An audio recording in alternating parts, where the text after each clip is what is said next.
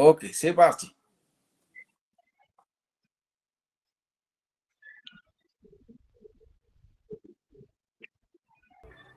C'est parti, docteur André.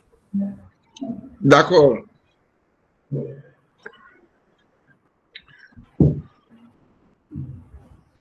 Honorable président de l'université IUS, en l'occurrence, Monsieur Providence, honorable responsable académique, en l'occurrence Dr. Fred,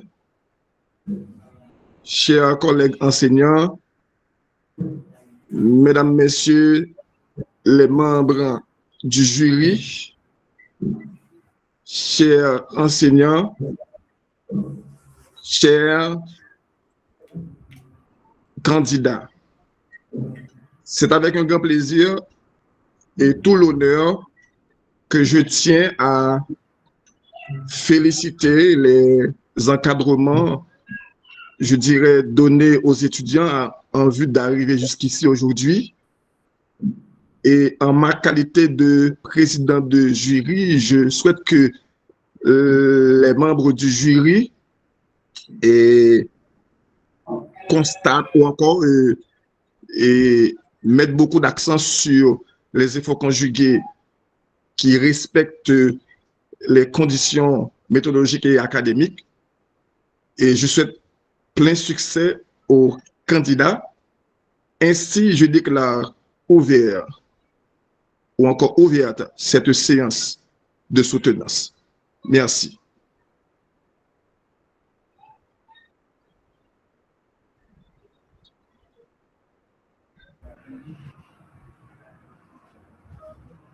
Je ne sais pas, est-ce que tout va bien? Hein? Il faut accorder 10 minutes à l'étudiant. Les pétrants à prendre la parole. Et également nommer les membres du jury.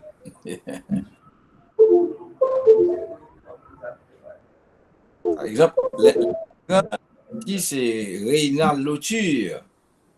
Et comme membre de jury, et Dr. Tony André comme président, l'encadreur c'est Nelson Sylvestre, et puis le rapporteur Dr. Christophe Providas. Donc, et Dr. André, il faut inviter Reynald Lauture à prendre la parole.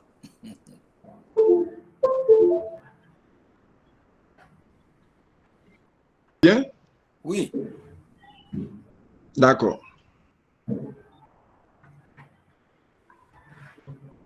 Eh bien, Reynald, vas-y.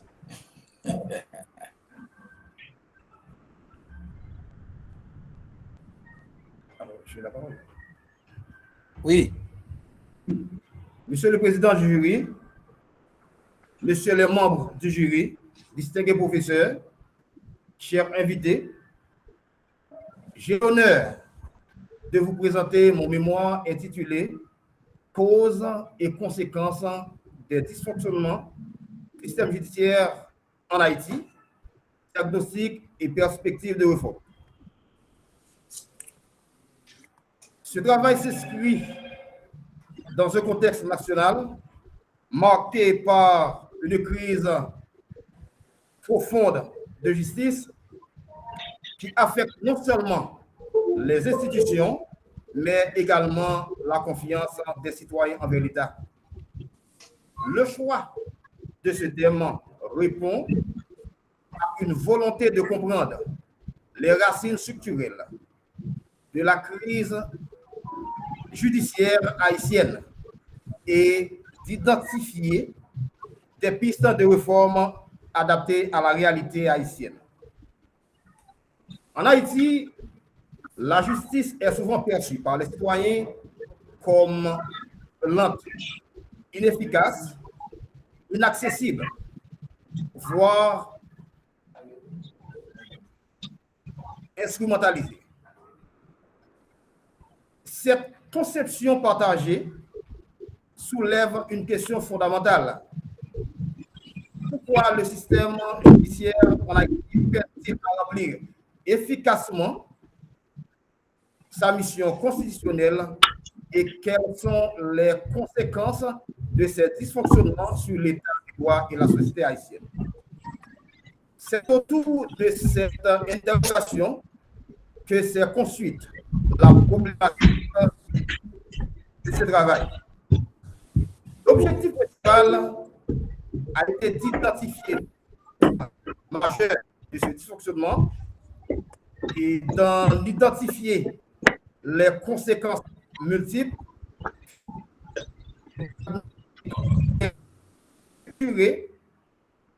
et des pistes de réforme réalistes au contexte national. Mais pour atteindre ces objectifs, j'ai adopté une méthodologie juridique fondée sur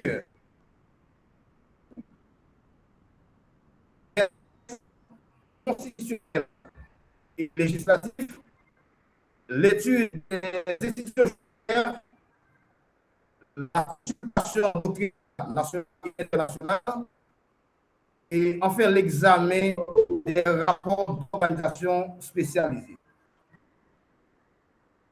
Le diagnostic établi met en évidence plusieurs facteurs. Sur le plan institutionnel, le système judiciaire en Haïti souffre d'une faible indépendance réelle malgré les garanties constitutionnelles. Cette situation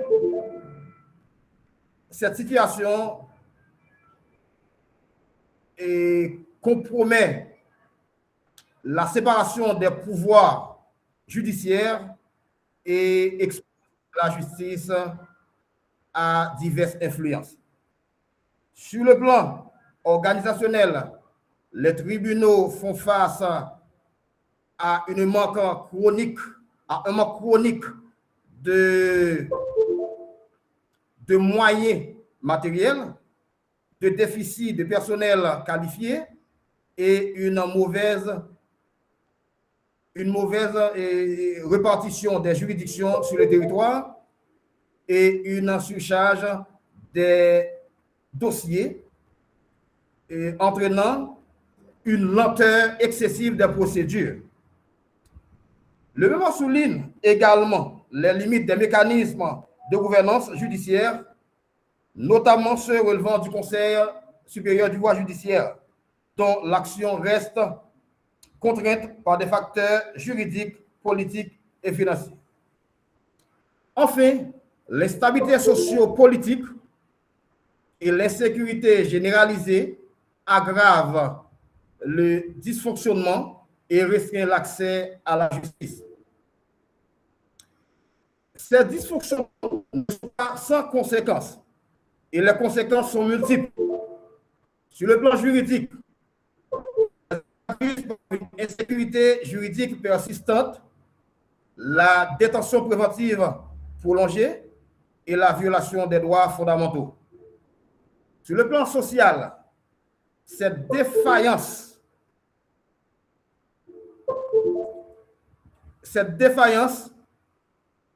constitue ou encore alimente une perte de confiance aux institutions judiciaires et décourage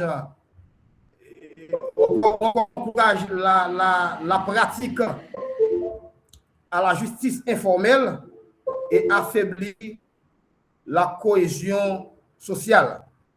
Et sur le plan économique, l'inefficacité judiciaire constitue un frein majeur à l'investissement et au développement, en compromettant la sécurité des relations juridiques et contractuelles. Face à ce constat, le mémoire propose plusieurs pistes de réforme. Il apparaît essentiel de renforcer l'indépendance effective du pouvoir judiciaire, notamment par une meilleure application des textes existants et un soutien institutionnel accru aux organes de gouvernance judiciaire. La modernisation de l'administration judiciaire constitue également une priorité à travers l'amélioration des infrastructures la formation continue des acteurs judiciaires et la numérisation progressive des procédures. Enfin, une réforme durable suppose une volonté politique réelle, l'implication des professionnels du droit et la participation active de la société civile. En conclusion, le monde démontre que le dysfonctionnement du système judiciaire en Haïti n'est pas inévitable.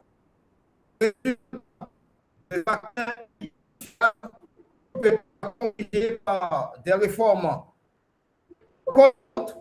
progressives et adaptées au contexte national. Je formule donc le vœu que ce travail puisse contribuer, même modestement, à la réflexion sur le renforcement de l'état de droit et l'amélioration du service de la justice en Haïti. Je vous remercie de votre attention. Je suis prêt à votre disposition pour répondre à vos questions et vos remarques. Merci.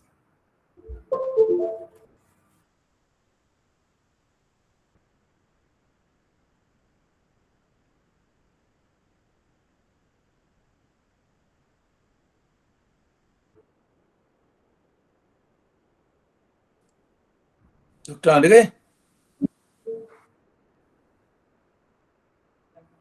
vous avez le micro fermé. C'est bon maintenant. Oui, et je suis là. Alors, maintenant, puisque l'étudiant vient d'exposer, je dirais, et son travail, et maintenant, pour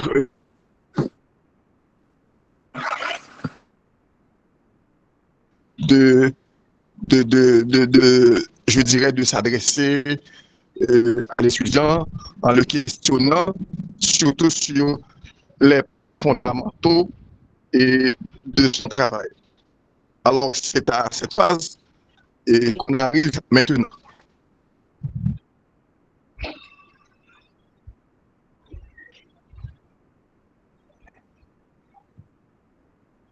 Est-ce que ça va?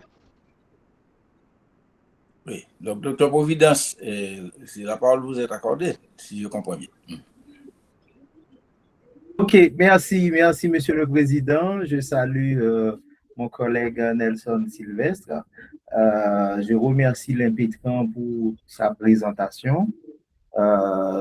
J'ai pris un plaisir à lire son travail et à faire quelques remarques pour qu'il puisse par la suite améliorer son texte.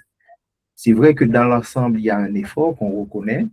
On reconnaît bien cette volonté de respecter les normes, même si, encore une fois, et comme on le dit souvent, un travail de recherche n'est jamais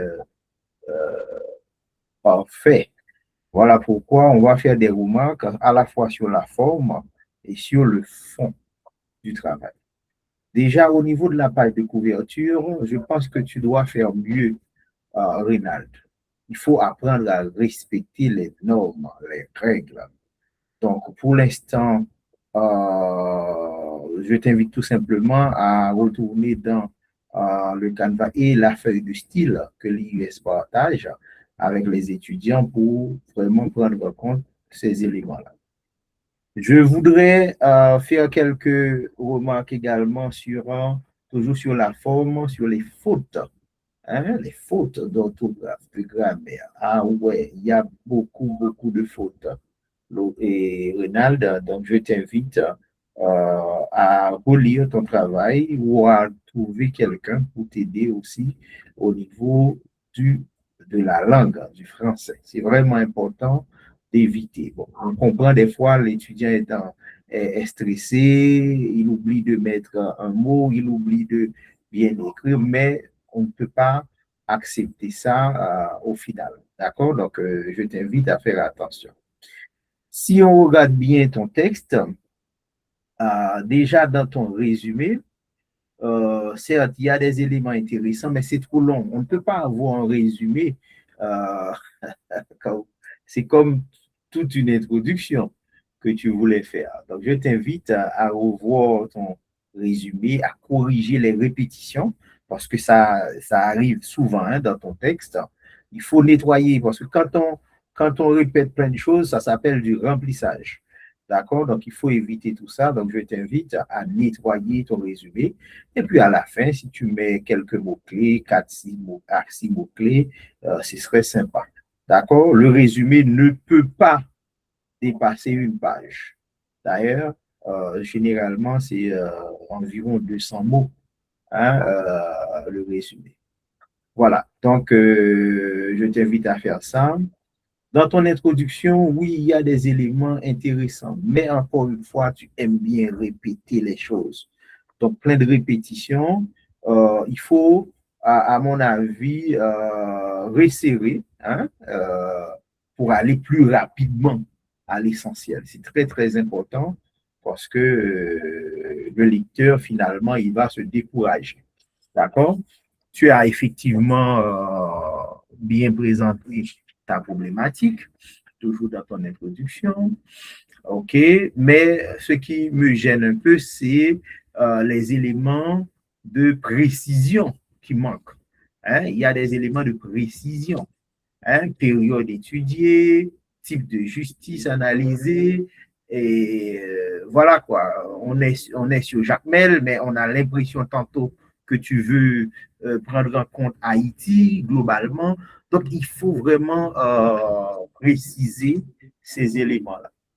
Et pareil, dans ton introduction, tu as annoncé la méthodologie, mais sans plus.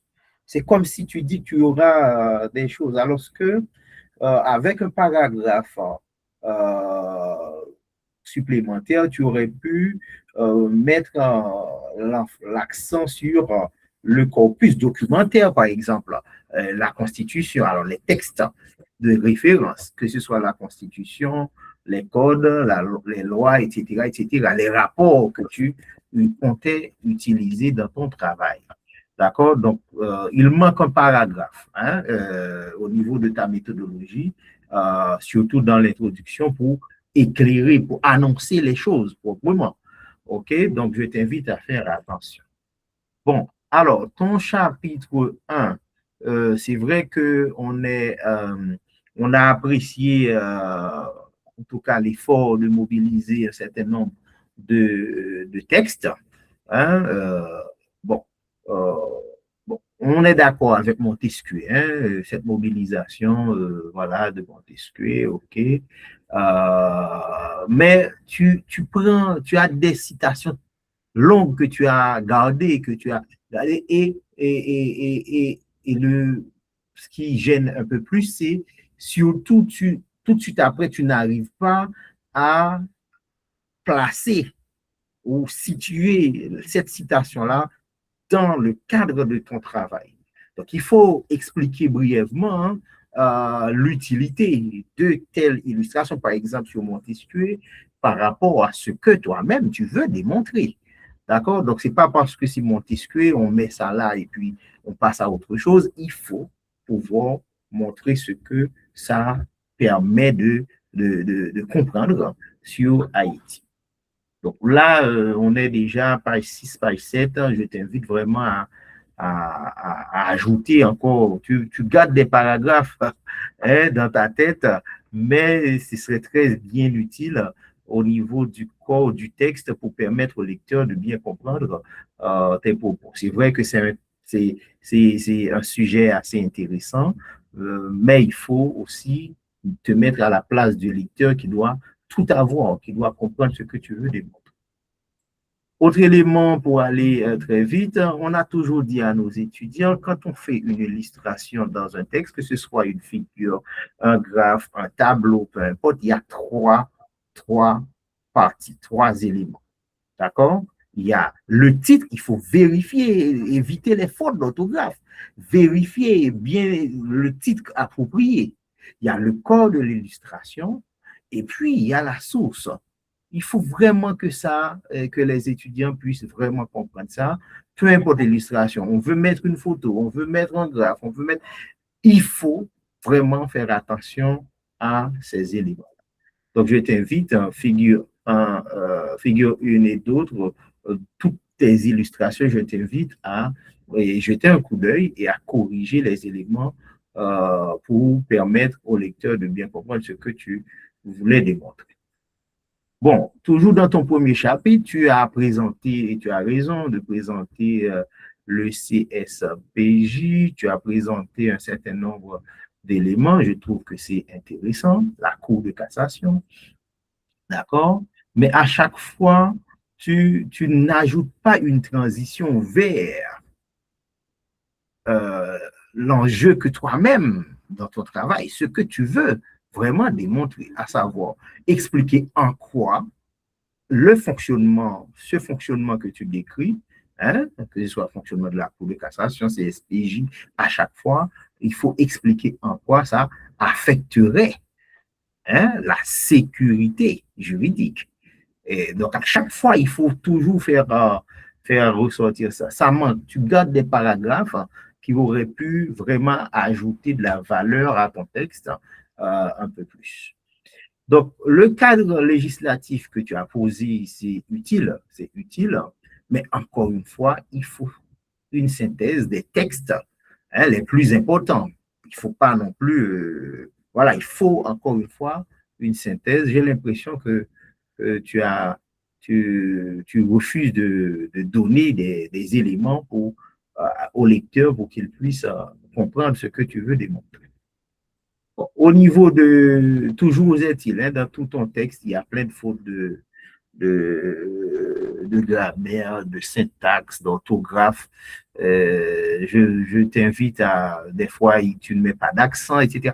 Donc, je t'invite vraiment à faire attention puisque ça nuit vraiment à ton travail. Hein.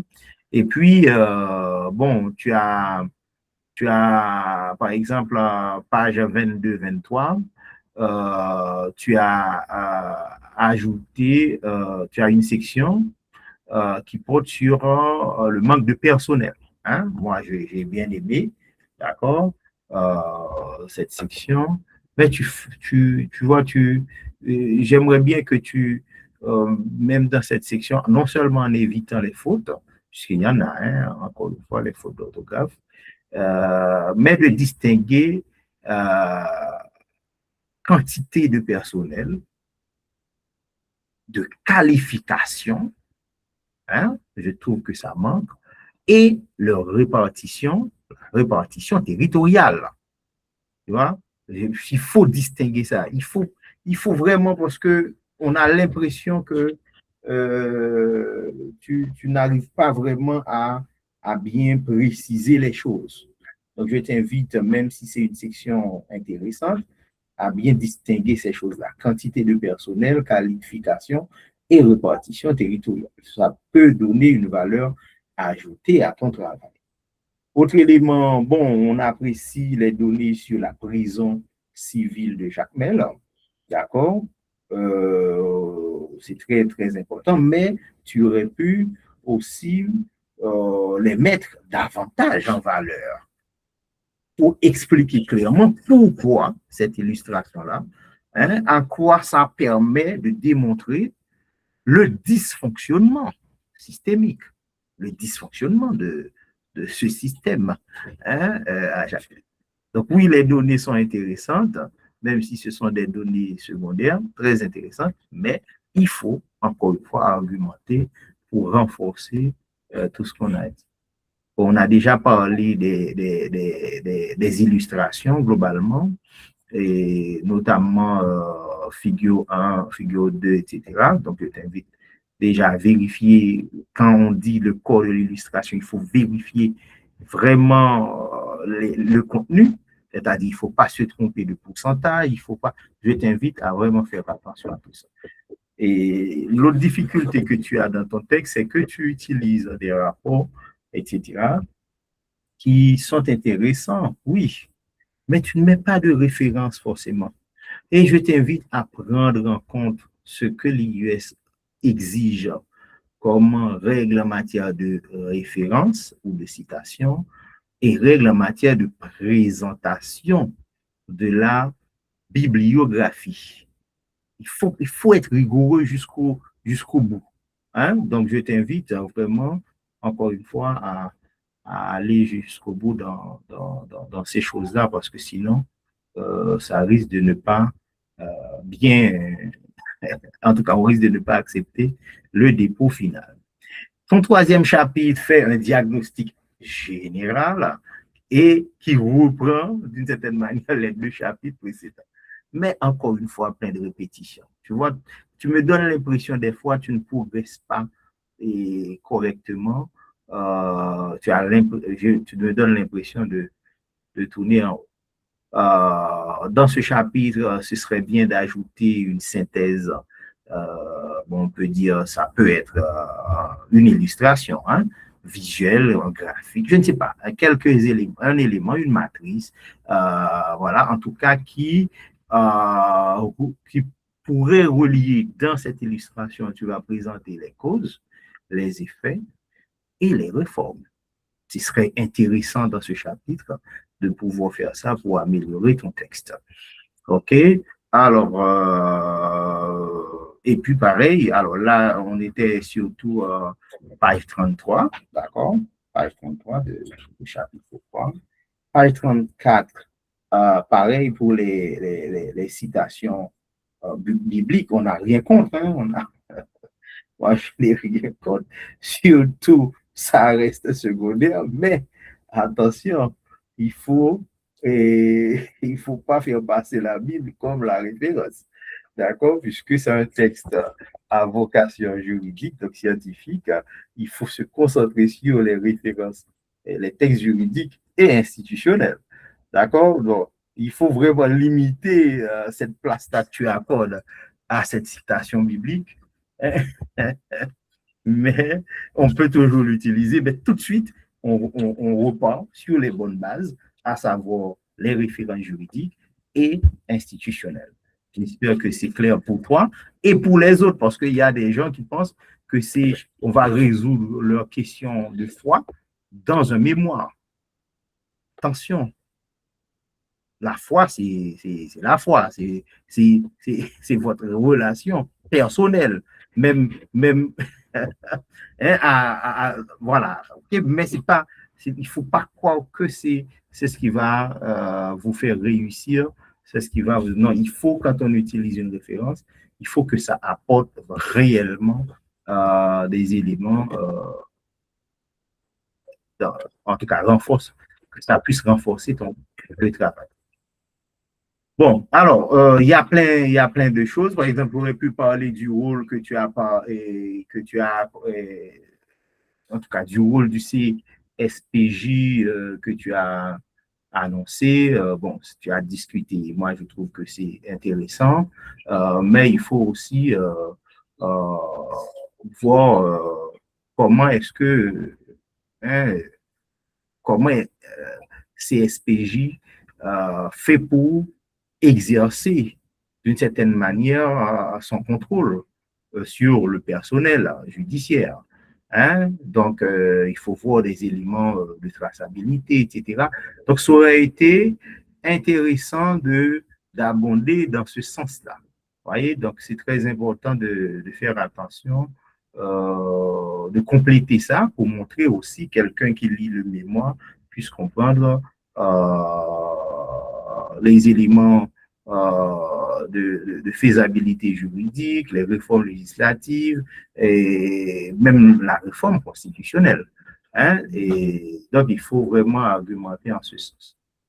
Bon, tout ceci renvoie à une certaine modernisation administrative, d'accord? Mais bon, est-ce que tu peux détailler cette modernisation administrative? En quoi on peut constater cette modernisation administrative? Par exemple, est-ce qu'au niveau des greffes, il y a une certaine numérisation qui se pratique? Les bases de données, les dossiers aussi, la grande problématique en Haïti, des fois on parle de, bon, on a volé les dossiers, etc., etc.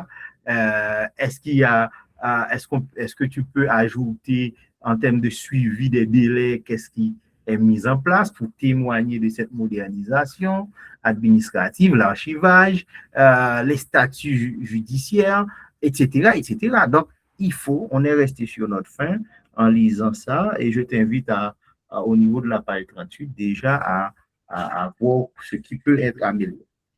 Bon, alors, je laisse les autres commentaires pour, de toute façon, tu auras l'enregistrement et puis on pourra toujours te donner quelques conseils supplémentaires. Alors, la conclusion générale, elle est longue. Hein, elle est solide, mais elle est longue.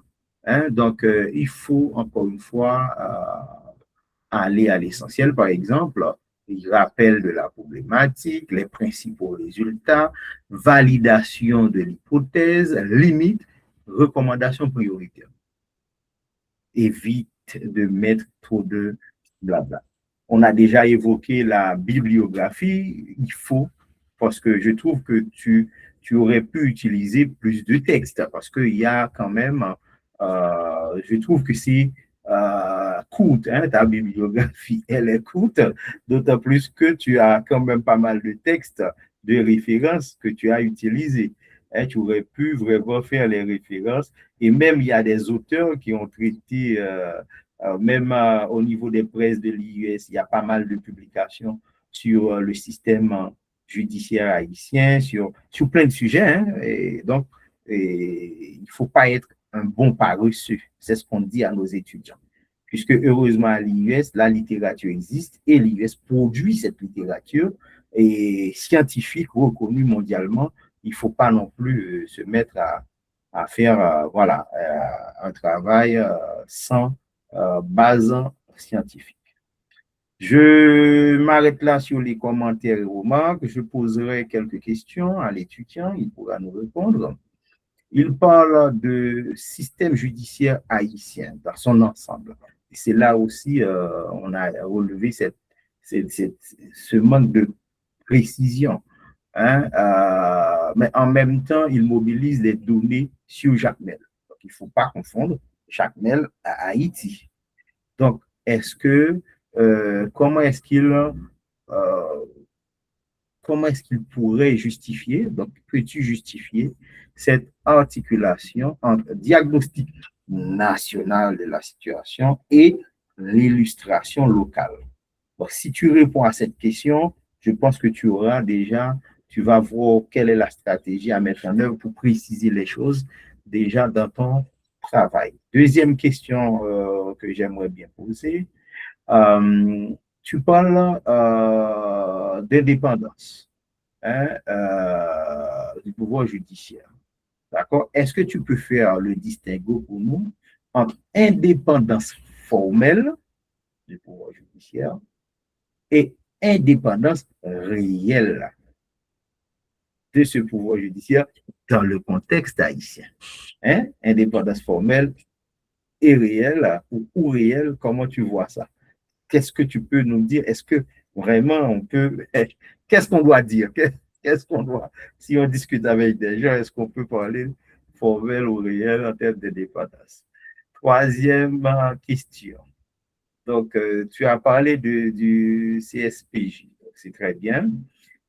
Mais il faudrait préciser les réformes. Hein, les réformes.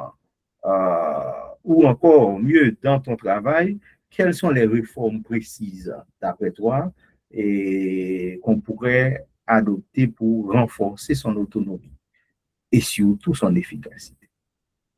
Et dernière question, c'est parce que le texte est riche et je voudrais bien être éclairé sur ce point-là.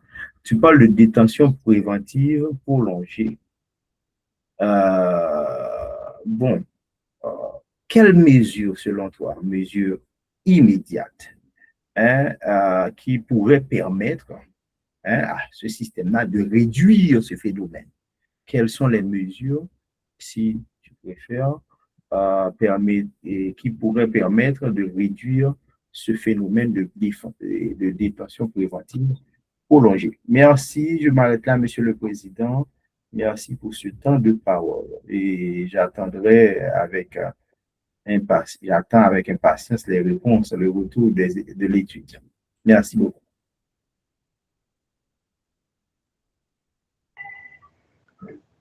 Merci. Merci, Dr.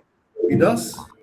Alors, c'était avec beaucoup d'attention et que j'ai écouté les remarques et je vais m'attacher. Écoutez, Rénal, un instant. Rénal. La question. Non, il faut attendre que le président accorde la parole. Système judiciaire, alors que je fais des remarques locales. Je prends le système judiciaire haïtien. Je parle du système judiciaire haïtien. Mais cependant, à chaque fois, je prends comme échantillon et la juridiction de Jacmel comme échantillon pour parler de problèmes posés au niveau de la justice haïtienne.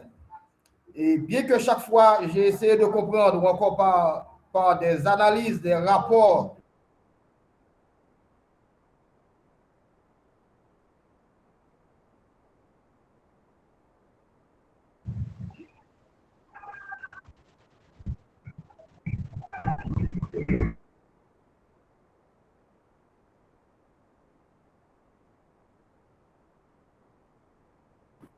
Le micro est fermé, ton micro.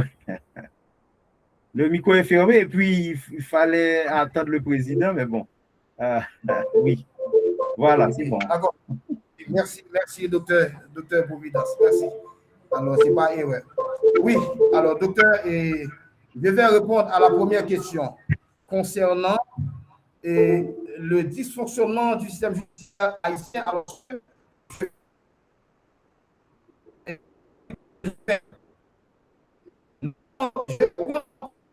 le problème posé dans le système judiciaire haïtien et à travers des analyses et à travers des organisations, à travers des consultations doctrinales, mais à chaque fois, je prends comme échantillon la juridiction de Jacmel pour produire des remarques.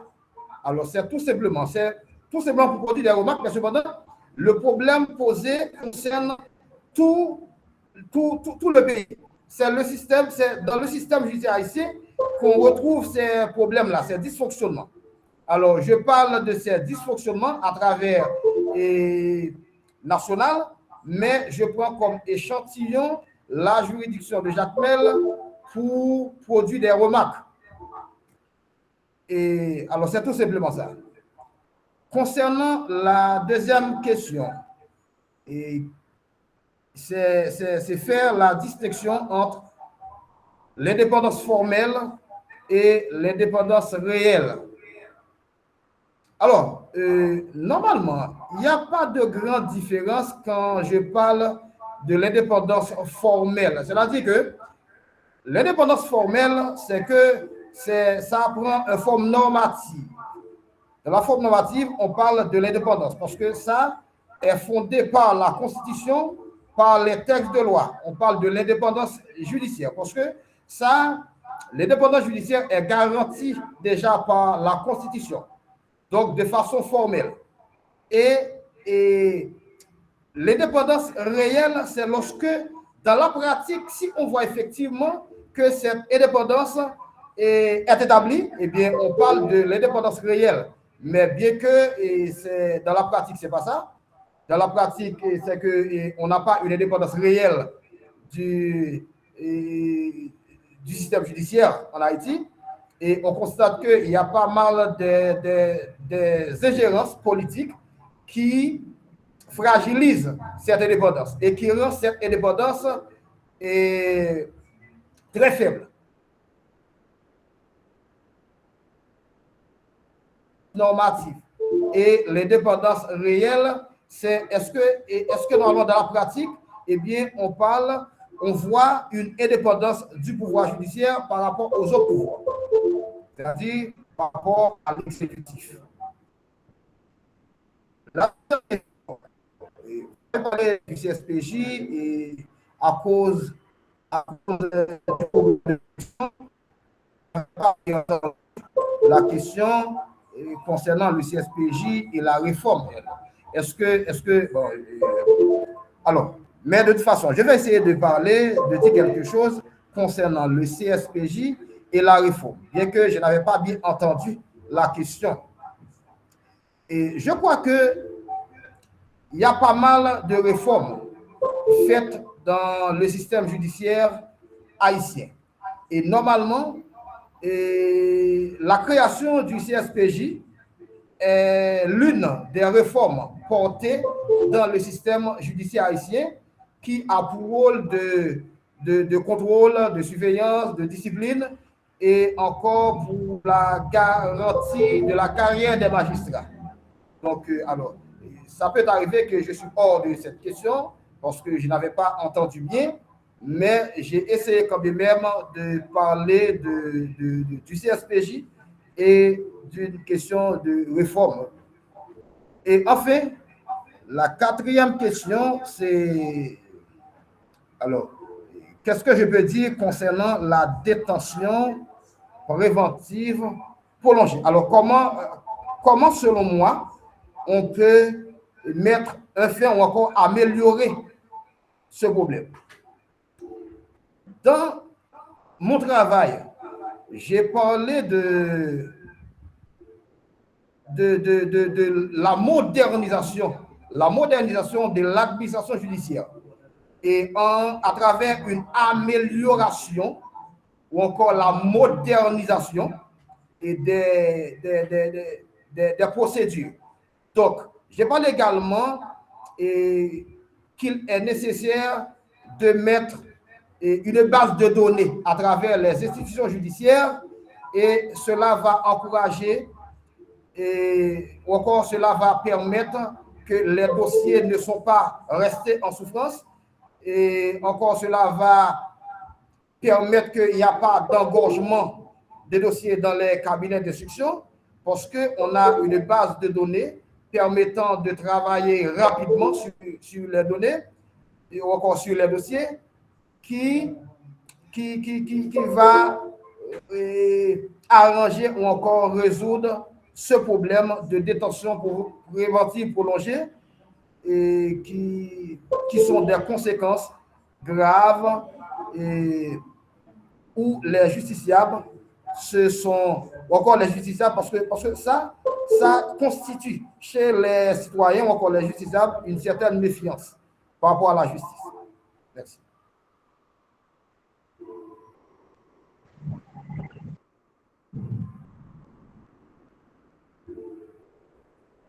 Monsieur le Président.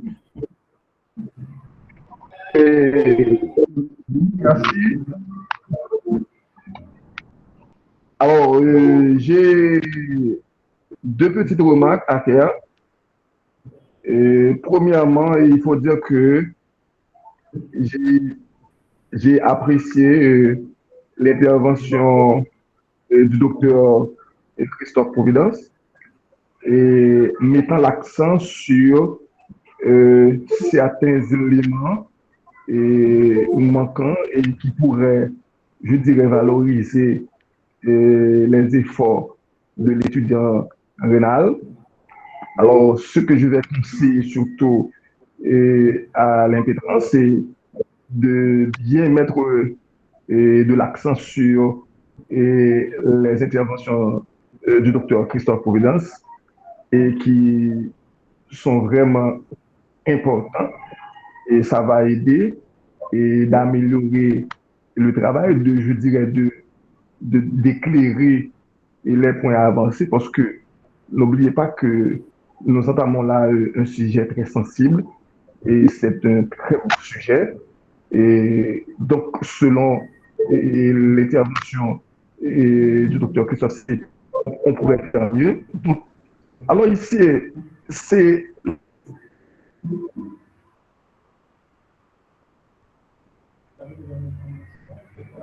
l'académie qu'on valorise. C'est l'académie. Maurice, et je mets l'accent sur ce que je dirais un grand frère conseiller.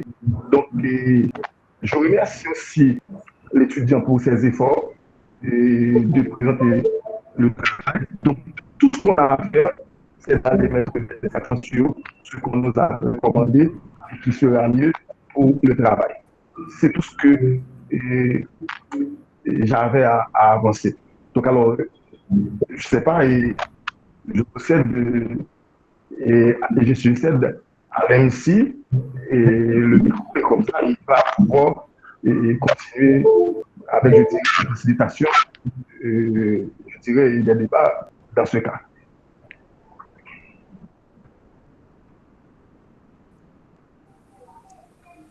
Ok, alors je n'arrive pas à bien saisir les dernières paroles. Alors, Président, je, est-ce que c'est la je, parole qui m'est accordée? oui. La parole est à vous. Merci. Merci, Monsieur le Président. Bon, en réalité, j'étais très attentif, non seulement à écouter l'exposé de Reynal, mais également sa réplique par rapport aux interrogations du docteur Providence. Et je crois que c'est le bon ton, Reynal, de prendre en compte ces éléments-là. Par exemple, j'apprécie et je pense que ce sera bon d'inclure une dernière matrice dans ton travail, mettant en évidence les causes, les effets et les réformes. Donc, qu'est-ce qui cause qu'il y ait des détentions préventives, et quels sont les effets et quelles sont les réformes à avoir. Une matrice de 3 colonnes pourrait vraiment aider le lecteur à voir plus clair dans les pistes de réflexion que tu donnes. Je pense que j'apprécie vraiment cette proposition d'introduire dans ton travail cette dernière matrice. Ça, c'est un premier élément. Alors, je dois avouer pour les membres du jury et également pour l'assistance que parler de la thématique de la détention préventive prolongée dans le système juridique et même en droit, c'est très osé. Mais en Haïti, la question de la détention préventive prolongée, je ne vais pas dire que c'est déjà une thématique saturée, mais c'est une thématique en saturation. C'est en saturation. C'est comme, si vous voulez, un trafic dense annoncé. Parce que c'est la balade même en Haïti. D'ailleurs, dans les échanges d'encadrement avec Rénal, j'ai été à chaque fois obligé de dire pourquoi est-ce que tu dis système juridique haïtien. Est-ce que le fait d'avoir un système en fonctionnement quelque part, ça fait déjà référence à toute une population? Parce que quand on dit système judiciaire ou juridique haïtien, est-ce que cela veut dire que la population haïtienne serait d'accord, se sentirait à l'aise avec un tel système? C'est pourquoi c'est toute une lutte. Et l'invitation qui a été faite à Rénal, est-ce que c'est pas mieux de dire système en Haïti ou système haïtien? Tu te rappelles, Rénal? Mais je vois que dans le texte, et à chaque fois, il y a un va-et-vient entre système judiciaire ou juridique haïtien et système judiciaire ou juridique en Haïti. Il faut se fixer parce qu'à la vérité, on doit avoir la conviction scientifique que ce qu'on écrit, c'est ça. Parce que vous savez que la science donne le ton aux scientifiques, mais les scientifiques parlent de la science. Donc, ceci dit, il faut être clair que s'il existe quelque part un système, que ce système imposé ou non, et reflète-t-il la mentalité, deux, le devenir, et si tu veux, trois, le service à rendre à la science. Et dans le cas de la détention préventive prolongée, eh bien, on peut très clairement voir ce problème de dysfonctionnement du système judiciaire en Haïti. Donc, il y a eu pas mal de réformes. Mais les réformes, généralement, ne sont pas adaptées. Et ce sont des réformes annoncées, mais il me semble des réformes annoncées pour empêcher que certains résultats soient trouvés, ou si certains résultats étaient en passe de se trouver, eh bien, la réforme vient comme un obstacle.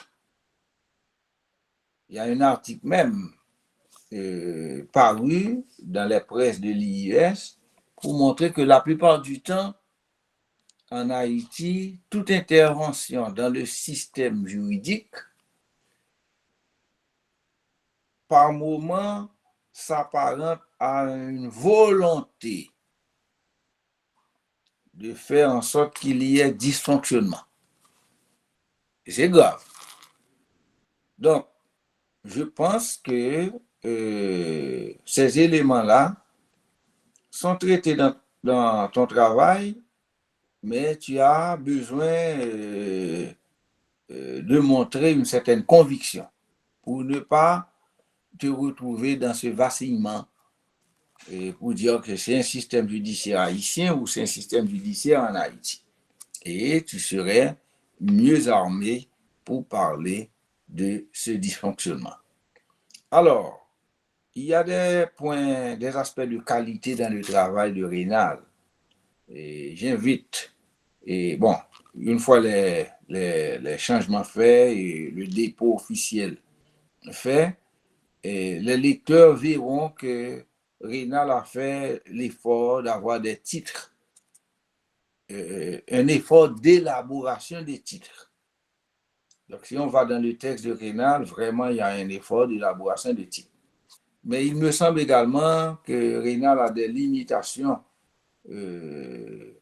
dans le domaine de l'informatique, parce qu'à la vérité, il y a pas mal de coquilles, des accents, comme l'a si bien fait remarquer Dr. Providence, et en général pour A et même pour des E, les accents ne sont pas là. Donc, il faut relire mot par mot, phrase par phrase, paragraphe par paragraphe, page par page, Rénal, pour pouvoir imprimer ton texte et de se éviter d'avoir autant de coquilles dans ce texte. Donc, je pense qu'en dernier ressort, si les changements indiqués sont faits, tu auras un texte digne du nom, même quand difficilement on peut espérer que ton texte sera lu par des gens qui sont normalement appelés à apporter des changements dans ce dysfonctionnement du système judiciaire en Haïti. Voilà, Monsieur le Président, et mon appréciation sur le travail de Rénal. On est sorti de très loin, mais finalement, je pense qu'il a été parmi les encadrés qui font l'effort de présenter leur mémoire à temps. Merci beaucoup. Et sur ce, je dis merci à M.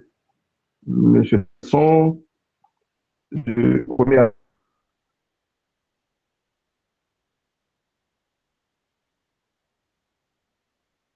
remercie aussi les membres du présidence. Je vois que Providence par conscience professionnelle et en tant qu'intellectuel avisé, en tant que chercheur reconnu, a prodigué de bons conseils, tout comme vous, Monsieur Nelson, et vos conseils sont bienvenus. Et tout simplement, j'invite à Monsieur Rénal de mettre en pratique ce qu'on lui a, et je dirais, conseillé. Alors,